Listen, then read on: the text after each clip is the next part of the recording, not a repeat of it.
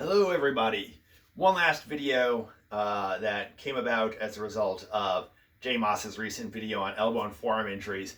One of the responses in there, and it's a common and ordinary sort of response that I've seen in plenty of places, so I'm not picking on anyone in particular when I say this, was the suggestion for using Indian clubs as a conditioning and strengthening or hardening tool to prevent the kinds of joint injuries that Jay was talking about in that video, the sorts of elbow and forearm injuries that are not particularly, that are not rare, certainly. They might even go so far as to be common in saber and broadsword fencers. So I don't have an Indian club for reasons that will become apparent shortly, and I'm going to talk about an Indian club with this instead.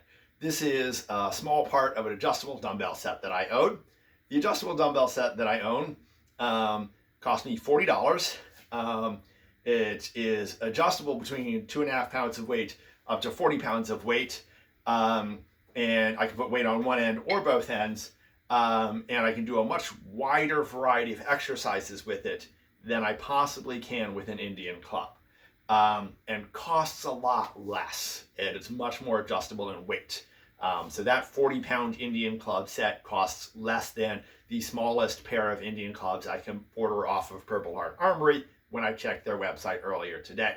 And so the basic advantage of conventional strength training tools over Indian clubs is simply that Indian clubs are very, very restricted in terms of what they're useful for, and they're very, very expensive for what you're getting.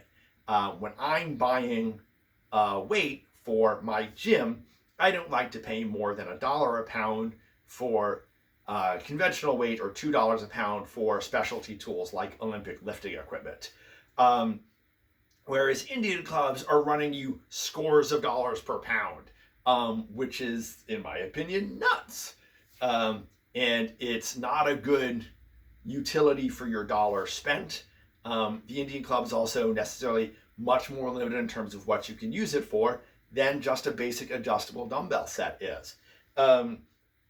The other thing is that there's nothing that I've seen Indian clubs suggested for that I actually think they're the best tool for.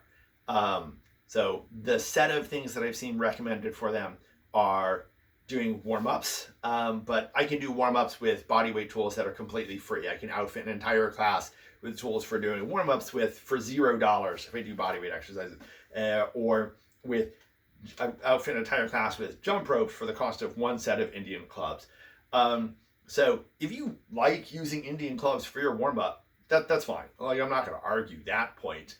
And if there's an aspect of the aesthetics and the craftsmanship involved that appeals to you, sure, by all means. Those are legitimate reasons to want and like that product.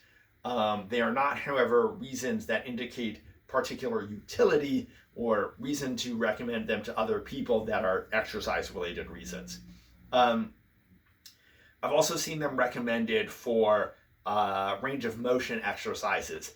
And as someone with 2 degrees in exercise science, one of which my doctorate is specifically in the diagnosis and treatment of musculoskeletal injuries, what I would like to say about using weight for range of motion exercises, don't, unless you really want to have to go to the physiotherapist.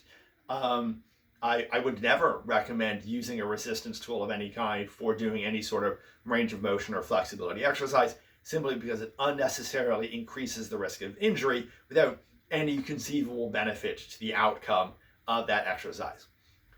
I also see Indian clubs recommended as being a basic sort of conditioning tool. This isn't unreasonable in the sense of it's not that they don't work for that so much as, again, in the comparison to the adjustable dumbbell set, they're way more expensive for achieving that objective than an adjustable dumbbell set is.